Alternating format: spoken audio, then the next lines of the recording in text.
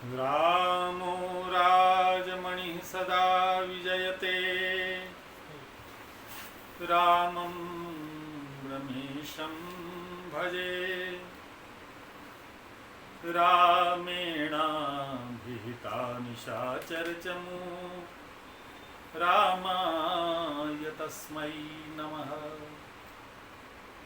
रामान्नास्ति परायणं परतरं रामस्य दासोऽस्म्यहं रामे चित्तलयः सदा भवतु मे भो राम मामुद्धरः।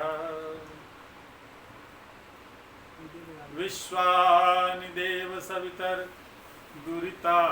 परासुव यद्भद्रं तन्नयासुव। लक्ष्मीनाथ समारंभां नाथिजामुन्मध्यमाम् अस्मदाचार्यपर्यन्तां वन्दे गुरुपरम्पराम्।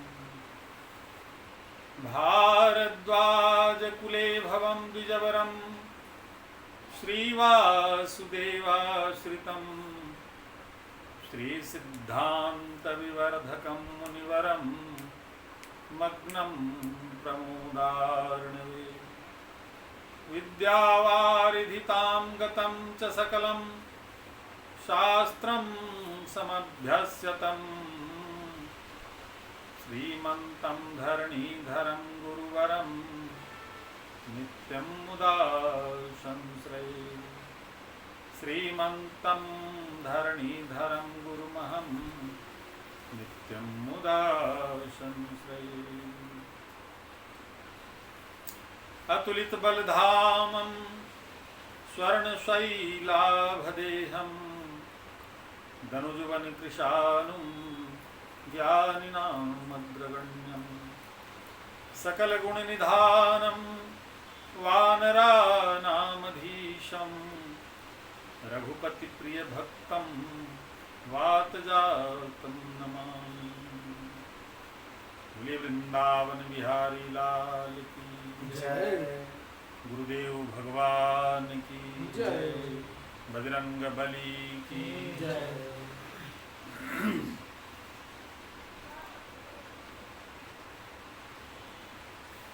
वनवास स्वीकार करने के बाद भगवान श्रृंगबेरपुर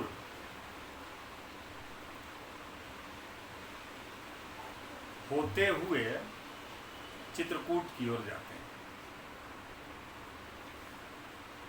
इस क्रम में निषाद राज गुह से भगवान की भेंट होती है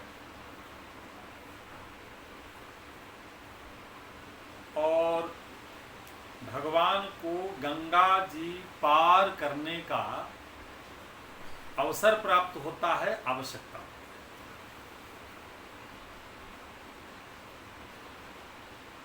जिस स्थान पर भगवान ने गंगा जी पार करने का निश्चय किया, उस स्थान पर कई निषादों के नाव थे, घाट थे, परंतु निषाद ने, केवट ने निषाद राज गुह को, अपने मुखिया को यह कहा कि हमारे इस घाट पर से, एक वरदान मांगता हूं कि हमारे इस घाट पर से बाकी सबों के नौका को हटा दिया आज भर के लिए।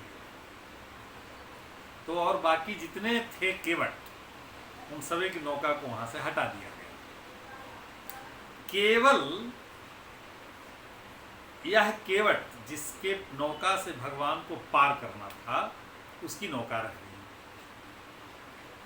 अब भगवान ने कहा कि भाई हमको अब पार जाना है, लक्ष्मण भी हैं, सीता माता भी है, भगवान भी है।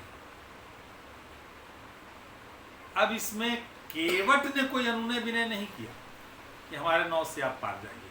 बड़ी बढ़िया बात है। गोसाई बाबा ने लिखा है कि मांगी नाव न केवट आना।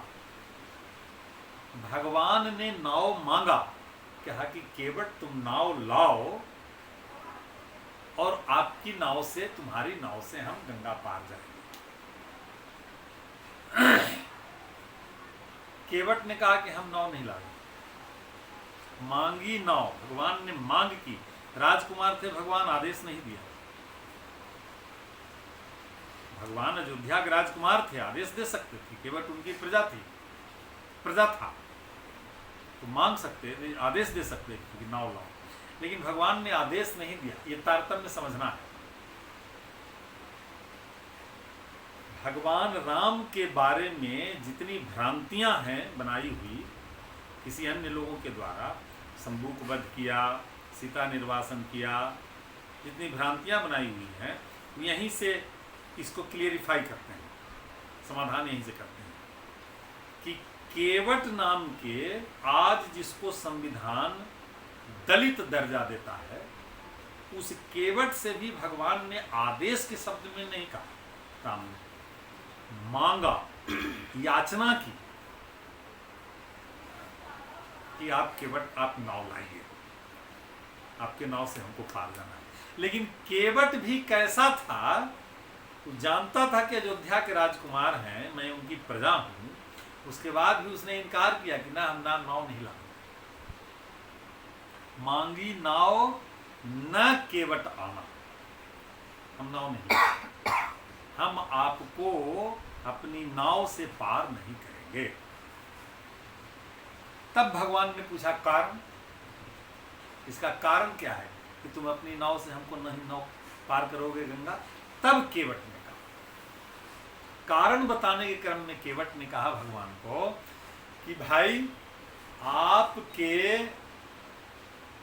आपका कोई दोष नहीं है, माता सीता का कोई दोष नहीं है, भैया लक्ष्मण का कोई दोष नहीं। दोष आपके पैर में जो लगी हुई धूल है उसका। कैसे भाई?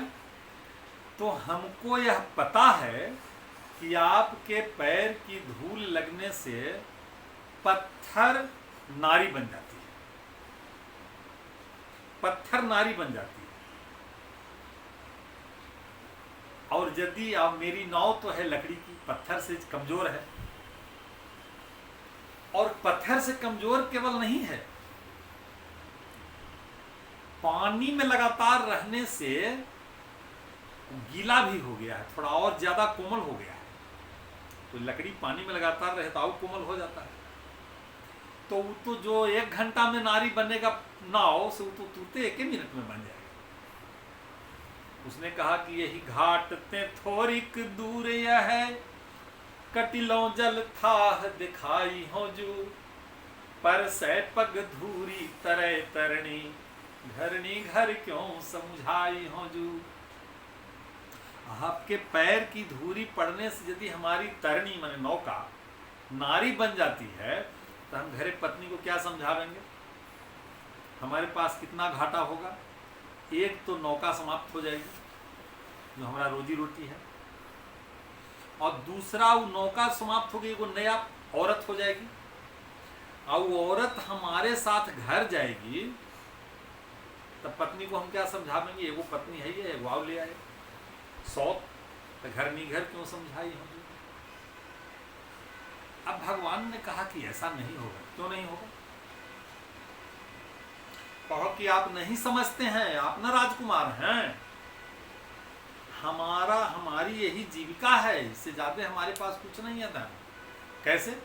तो एक तो हम बिरादरी के केवट हैं, जाति से मल्लाह, दूसरा हमारे बाल बच्चे छोटे छोटे हैं, तीसरा एक मेरी पत्नी है, चौथा यह मेरी नाव है, अब 5वां हमारा कोई खेती बाड़ी नहीं है, ये हम धान चावल उपजाते हैं। हम इसी नौका पर चढ़ करके इसी गंगा में से कुछ मछली मारते हैं, और वही मछली बनता है घर में, तो दाल के बदले में उसी के साथ कुछ भोज्य पदार्थ, रोटी चावल खाते हैं। भात खा लिया।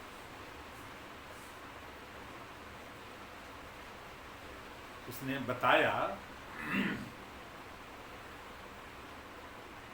कि पात भर सहरी सकल सूत बारे बारे, अवधि भाषा है, बारी माने छोटा, पात भर स, पात माने पत्तल, सहरी माने मछली, पात भर सहरी सकल सूत बारे बारे, अकेवट की जाति कछु वेद न पढ़ाई हों,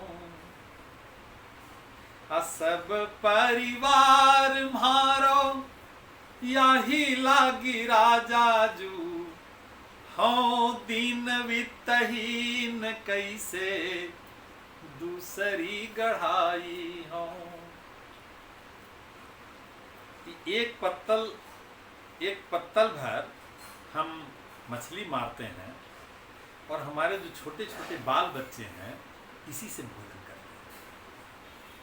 केवट की जाती हैं, हम कोई वेद तो पढ़ा नहीं सकते हैं, पैसे नहीं, किस गुरुकुल में भेजेंगे, क्षमता नहीं है। अब बाल बच्चे हमारी मदद करते हैं नौका में तो हमारी जीविका चलती है, तो पढ़ाने के लिए भेजने के बाद हम अकेले हो जाएंगे।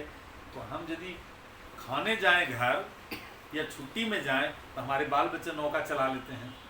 उस समय यदि कोई यात्री आ जाए तो कुछ कमा लेते हैं, तो नौका बाल बच्चे भी, पत्नी भी चला लेती है, तो सब मिल के हम अपनी जीविका उपजाते हैं। और सारा परिवार इसी पर निर्भर है, सब परिवार महारो याही लागी राजा जी। हम वित्तहीन हैं, धनहीन हैं, दीन हैं, गरीब हैं, दूसरी नौका नहीं बना सकते, कैसे दूसरी गढ़ाई हो, गरीब हैं, दीन हैं, वित्तहीन हैं, तो दूसरी नौका हम बना नहीं सकते हैं। हाँ दीन वित्तहीन कैसे दूसरी गढ़ाई हो। सबसे बड़ी बात यह है कि आप राजकुमार हैं। जो नौका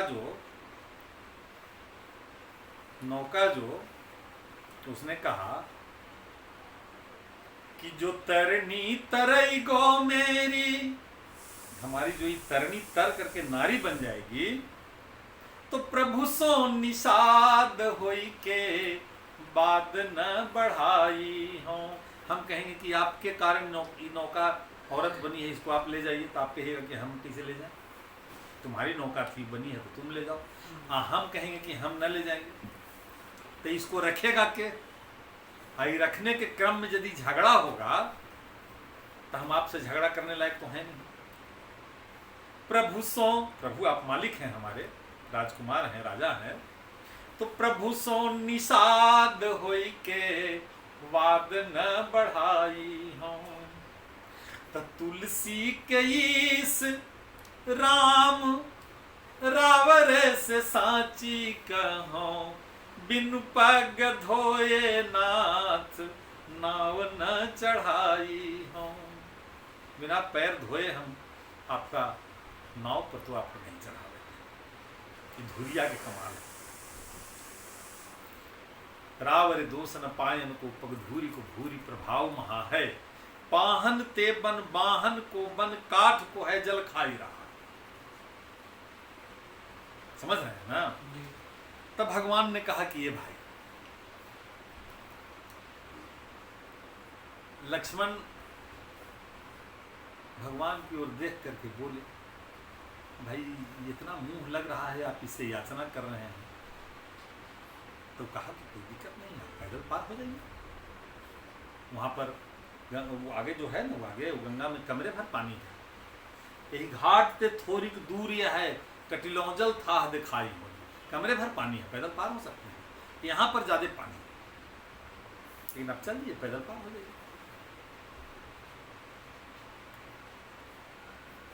अभी दिन भर के वेट करें, इंतजार करें। तब भगवान ने कहा कि ठीक है, धोइए, पैर धोइए, तुम्हारी इच्छा है। तो लगा पैर धोने। पैर कहाँ धोया? गंगा में ले जाकर नहीं धोया, कठौता, काठ का कठौता था उसका, उसी में, धातु का नहीं था, काठे के कठौता था, उसी में लाया पानी, उसी गंगा में से पानी लाया, वो कठौता में पैर धोने लगा। अब पैर जो धोने लगा तो एक पैर धोया खूब बढ़िया से, धो करके छोड़ा तो फिर नीचे पैर रख लिए भगवान, अब फिर धूरी लग गई, कहा कि राम राम राम, फिर धूरिया लगा ली, तो फिर धूरी लग गई, तो दूसरा धोलेंगे तब तक पहला धूरी लगेगा, पहला धोलेंगे तो दूसरा लगेगा। तब कहा कि बट, तब भगवान ने कहा कि तब क्या करें, तो कहा कि तो वो धो रहे हैं ना, और दूसरा जो धो लिए हैं उसको ये हाथ पर रख लीजिए, पैर इस पर रखिए, हमारे हाथ पर, तो एक पैर तुम्हारे हाथ पर रखें, एक पैर कठौता में रखें, तो गिर जाएंगे तब। तो कहा कि यदि अवलंब चाहते हैं कि गिरे नहीं, तो हमारा माथा पर हाथ रख लीजिए, यदि अवलंब चाहते हैं कि गिरे नहीं तो हमारे सिर पर हाथ रख लीजिए, हाथ रख के पकड़ लीजिए। इसका अर्थ यह हुआ कि केवल पैर नहीं धोना है, हमारे सिर पर आपके हाथ की छाया, छत्र छाया भी मिल जाए, आपके कर की छाया भी मिल जाए, ताकि हमको जीवन में फिर किसी बाधा का, चतुर है कितना निशान, केवल कितना चतुर है, हमको जरूरत नहीं है, पैर धोना भी हमको जरूरत नहीं है, वो आपकी इच्छा है तो धोवाइए, तो जाइए, पार आपको जाना है। आज यदि धोने में आपको गिरने का भय है तो अवलंब हमारा ले लीजिए, हमको आपकी कृपा की जरूरत नहीं है, आपको आवश्यकता है तो हमारे मृत, इतना बुद्धिमान है। भगवान ने कहा ठीक,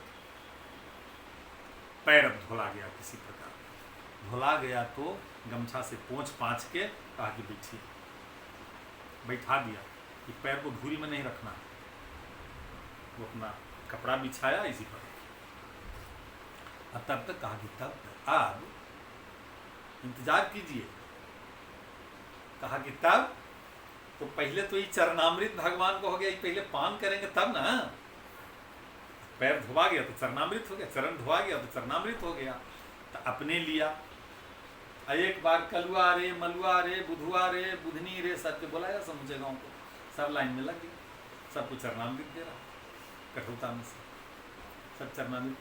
सीता जी ने कहा लक्ष्मण को, लक्ष्मण तो ये चरणामृत प्रभु के आप भी लीजिए, हमको पिलाइए। लक्ष्मण गए, दूसरा का बगलवा में खड़ा हुए गए, हमको भी दो चरणामृत भगवान का, कि भगवान का चरणामृत आपको है, क्या किताब, कि भगवान के चरणामृत में VIP नहीं होता है, चरणामृत लेना है तो लाइन में लगिए, प्रभु के चरणामृत में VIP नहीं, लाइन में लगिए। दिन भर खड़ा रहेंगे तो वो अब खड़ा रहिएगा कि सुतल रहिएगा, सो आप समझिए। सीता ने कहा कि जल्दी लेके ना, भीड़ बढ़ जाएगी, प्रभु का चरणामृत लिया। भगवान ने कहा कि आप पार करोगे, कहा कि कैसे पार करने, अभी हमारे घाट का नियम है कि जो पहले से लाइन में लगा हुआ रहता है उसको पहले पार करते हैं, जो बाद में आता है उसको बाद में पार करते हैं, यही नियम है घाट का। आपके यहाँ भी यही नियम है, जो पहले दर्शनार्थी जाएगा उसको पहले दर्शन दीजिएगा, सब जगह यही नियम है। कहा कि हम तो सुबह से सवेरे सवेरे तो हम ही उठ के आए हैं, वहाँ निषाद राजगुरु के पास सांथरी पर सोए हुए थे वृक्ष के नीचे, तो पहला बार तो हम ही आए हैं, और तो कोई हमसे पहले तो आया नहीं है। कहा कि आप नहीं न देख रहे हैं कि पहले लाइन में आओ कितना लगा हुआ है, हम न देख रहे हैं। कहा कि हम काहे नहीं देख रहे हैं, तो आप देखिए लेते तो लाइन में लगल रहता, आपकी दृष्टि ही जिस पर पड़ जाती वो तो तर जाता, आपने नहीं देखा इसलिए लाइन में लगा हुआ है। के है भाई, तो हमारे पितर तो पार करने के लिए भी बैठे हो गए हैं, वैकुंठ पितरे लोक में न है, तो आप उनको सबको पहले पार कीजिए। पै पखार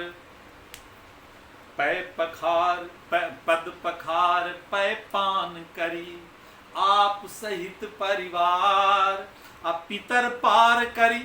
पहले अपने पितरों को भगवान से पार करवाया, सभी पितरों को। यही मैं उदाहरण दे रहा था नारायण बलि में, भगवान से जल दिलवाया पितरों को कि आप मंत्र पढ़िए, हम जल देते हैं, हमारे पितरों को पहले मोक्ष दीजिए जो लाइन में लगे हुए हैं। तो पितर पार गए, अब सब पार हो गए। कहा कि हाँ अब आप हमको, हम आपको अब पार करते हैं। अब गंगा जी में ले गया, थोड़े दूर तक गया, आधा गंगा जी से आधे और आगे गया, तो फिर नौआ के घुमा के फिर ले आया। लक्ष्मण ने कहा कि घुमा रहे हो जी, तो क्या नहीं घुमाएंगे? तो बीचे गंगा में ले जाके जब 3-4 बार घुमाया, कहा कि घुमारी लग जाएगी। कहा कि बस 4 बार में है, जो हम लोग 84 लाख जोनी में घूमते हैं से घुमारी लगती है कि नहीं लगती है? 4 तुरी घूमने में घुमारी लग गई। हमको वह आशीर्वाद दीजिए कि हम 84 लाख में न घूमे। गंगा पार किया केवट ने।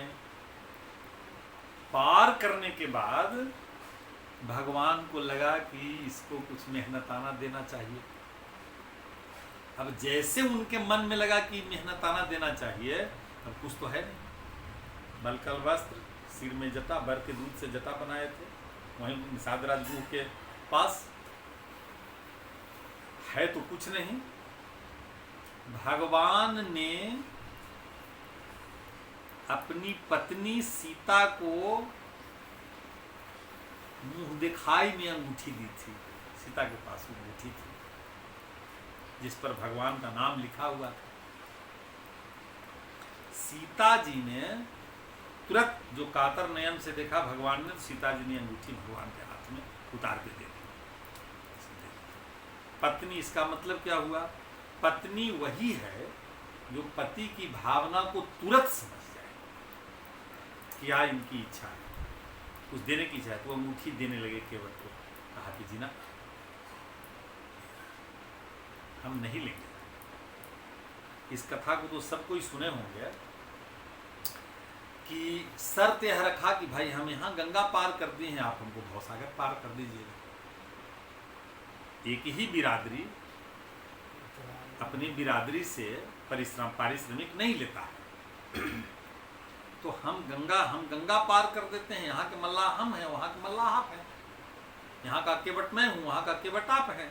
यहाँ मैंने आपको पार कर दिया अपनी काठ की नौका पर, वहाँ धर्म की नौका पर मुझको आप पार कर दीजिएगा। बस दोनों में हिसाब किताब बराबर हो जाएगा। अब फिर यदि कुछ देना ही है तो घूरती बार जब आइएगा तो कुछ दीजिएगा तो ले लेंगे। माने अगला जन्म में आप भी आइएगा, वो हम भी आवेंगे, तब फिर हिसाब नया करेंगे। यदि आना होगा तो, नहीं आने दीजिएगा तो कोई बात नहीं।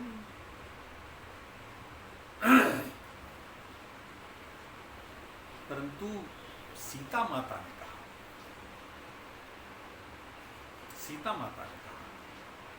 कि निषाद, मैं कह रही हूं ले लो। निषाद की आंख, केवट की आंख में आंसू आ गए। केवट ने कहा कि अच्छा बताओ मां,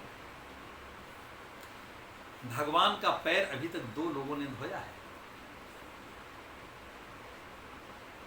एक जनकपुर में धोया जनक जी, तो आपका परिणय भगवान के साथ होगा। आपके पिताजी ने धोया तो, और मैं कैसा हूं कि मैं भगवान का पैर धो रहा हूं तो आप मेरी पुत्री हो गई। मैं कैसा होऊंगा कि अपनी पुत्री से कुछ ले लूं। कितना भागा मैं हूं कि केवट की आंख में आंसू। उसके बाद तब भगवान ने कहा कि अच्छा ठीक है, मतलब भगवान ने कहा कि तो आज्ञा दो, अब मैं चलूं। कहा कि प्रभु हम आपको नहीं आज्ञा देंगे, हम तो चाहेंगे कि आजीवन जब तक मैं हूं तब तक मेरे सामने आप रहें। आप मुझको आज्ञा दीजिए, आप ही आज्ञा दीजिए, मैं वापस जाऊं और मुझको याद रहे कि इसी घाट पर भगवान हैं। हम इस आभास में रहें कि इस घाट पर हम भगवान को छोड़ के आए हैं, वहीं पर होंगे।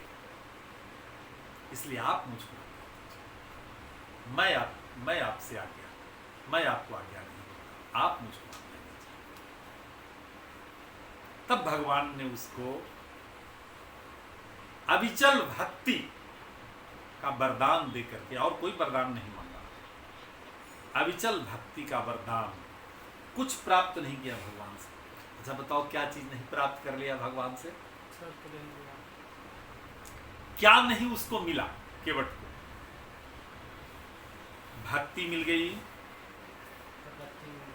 है, भक्ति, अविचल भक्ति मिल गई, अमृत मिल गया, चरणामृत मिल गया, पितरों को मोक्ष मिल गया, प्रभु के कर की छाया मिल गई, और क्या मिल गया?